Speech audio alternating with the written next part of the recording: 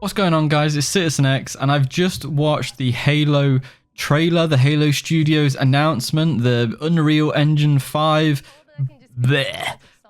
I don't know what to say about it. In fact, I know exactly what to say about it. It's a load of rubbish. I had to get on here straight away and just vent my raw emotions. So if this sounds a little bit angry, if this sounds a little bit, not quite put together, this is raw. You're getting raw input here from a lifelong Halo fan. Now, the first thing that comes out is like, oh, we're having a big rebrand.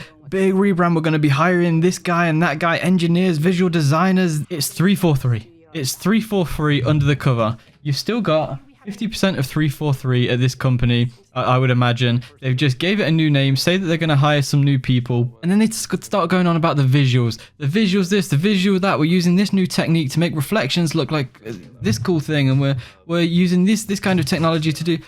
Oh my god, it sounds like you haven't even identified the problems yet. How can you come out here with this new video talking about how, oh, it's Halo Studios, we're gonna fix things, guys, we're gonna fix things, don't worry, we're taking it serious this time. After 3 or 4 very poor releases, don't worry, this time we're gonna get it right. Not once did they talk about how they're gonna change the gameplay. And don't get me wrong, this new project is in its early stages. It's it's being incubated right now. They're trying to do the whole startup vibe. Here's the money, here's the team. Go off with no pressure. Get all your fun people together and make something cool. But not once did they talk about gameplay. Not once did they talk about, okay, we know last time we promised all the fans couch co-op and split screen and this and that, and we know we went back on our promise at the last minute once all the pre-orders were in and once everyone was excited and the hype train has ran away from the station, but we'll make sure it's in there this time. No, they didn't say anything like that. They started talking about the graphics.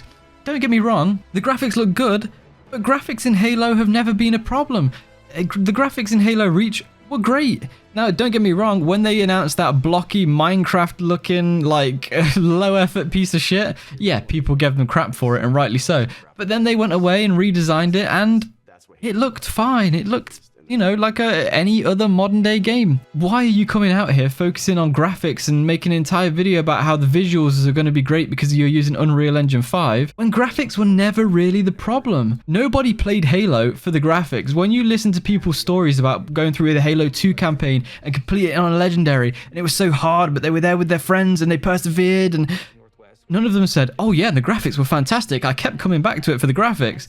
Or when you listen to people talk about how custom games kept the game alive for 10 years and they played it with friends and they remember Duck Hunt and they remember Trash Compactor and they remember Omega Journey, not one of them says, oh yeah, and the reflections were fantastic. No. Why are you coming out here talking about your new fancy project and focusing on visuals and focusing on about how you're going to hire the right people? We all know that Microsoft, one of the problems that plagued Halo Infinite was the fact that most of the people that worked on that game, most of the people that developed the systems, were contractors. Microsoft doesn't want to hire them because they have to pay them benefits and a pension and a salary and all this different stuff. So you get a contractor in his contract for 2 years and then they sack him. They don't hire him. So this guy that's just built up this system, that's got the wealth of knowledge, that knows how everything worked, he wrote many lines of code, the ideas in there are his brainchild or her brainchild, and then you get rid of them because their contract's up and you bring in a new contractor. And then you expect the game to work well. You've got to spend like 1.5 years of that contractor getting familiar with the systems, and then you get 6 months of good work out of them once they're familiar with the systems, and then you get rid of them again. That's one of the problems that was facing Microsoft. They never addressed that. They never addressed the fact that they didn't have decent multiplayer, they didn't have a battle royale, they didn't address the fact that they said, oh, we're going to have a Halo Reach style armor customization system, and then Halo Infinite drops and it's absolute trash. Certain cores don't work with other cores and you're literally having to pay real life money or buy a battle pass so that you can get different colors.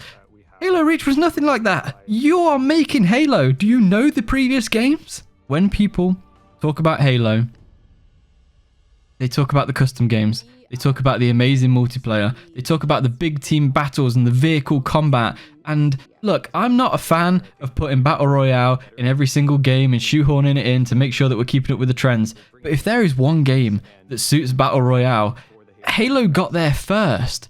Halo has ODSTs, Orbital Drop Shock Troopers.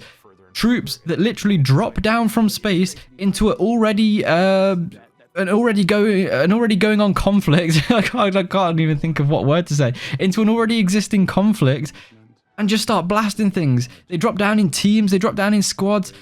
ODSTs and the lore behind ODSTs were made for a battle royale, and to a lesser extent, even Spartans. Master Chief in Halo 3, orbital drops into the jungle, and away he goes. Halo was almost meant for a battle royale, and yet they decided, no. In Infinite, we're not going to put in a battle royale. What we need is to make Halo open world without giving it any decent open world elements. That's going to sell, boys. That's what we need. Oh, and by the way, monetize the fuck out of it while you're there. It didn't even have co-op campaign at launch. Co-op campaign. This is Halo. This is fucking Halo, dude. How do you not have co-op? Like I keep saying, go and listen to any video of anyone that played Halo for 10 years or anyone that played Halo for 5 minutes. They're not talking about the campaign. Oh, well, they are, but they're not talking about how good the graphics were. They're not talking about how great the reflections were or how great the world was or this, that, and the other. They're talking about the moments they had with their friends. They're talking about team snipers, team SWAT, shotties only. They're talking about duck hunt, trash compactor, all these different infected game modes. They're talking about the Halo 3 file share. They're talking about theater mode. They're talking about all these amazing things that built a community. I mean, let's go to Twitch. Let's go to Twitch right now. Counter-Strike 2, one of the top played games. A game that has been a Counter-Strike, a franchise that has been out for ages and ages. They've listened to their players. They understand what their game is. All right, not every single swing, not every single risk they take is paid off, but the game's still one of the most watched games on Twitch. Grand Theft Auto 5, a game that came out nearly 10 years ago and a franchise that has been out longer than Halo, still one of the most watched games on Twitch. Diablo, League of Legends, FIFA, Fortnite, Rainbow Six, Minecraft. I mean, come on. All franchises that have listened to their fans, all franchises that understand what their game is and why it's good. They focus on the right things and they listen to the players, and they're reaping the rewards. Why can't 343, Microsoft, Halo Studios, why can't they do this? I mean, look, Call of Duty, for crying out loud. Call of Duty 4, arguably the one that took off and blew up and made Call of Duty what it is today, that came out a year, maybe a little bit less, after Halo 3. And Call of Duty is still going strong. All right, people say it's fell off or it's dying, but people say that every year. It's still one of the most popular games, sales-wise, in the world. And on Twitch, people love to play it. People love to watch it. It's got a passionate fan base, and they listen. They've innovated. They've tried new things. They've gone back. Halo Studios, or whoever the hell is going to be making this game 343 reskinned, they need to learn. I think there's a trend at the moment. You look at Ubisoft, and the bigwigs and the directors at Ubisoft say that gamers are just exposing themselves as being awful human beings and this, that, and the other. I think there's a trend in the games industry that the people making the games hate the gamers. I mean, people were saying with Halo Infinite, why on earth are you making your own engine when Unreal and all these other established engines are out there? Why are you wasting the time, the money, having to split your team between making an engine and making a game? It never really works well. Don't reinvent the wheel, but we got told at the time that we were just being haters. We got told at the time that they know what they're doing. Or we got told at the time that they were investing in the future of Halo.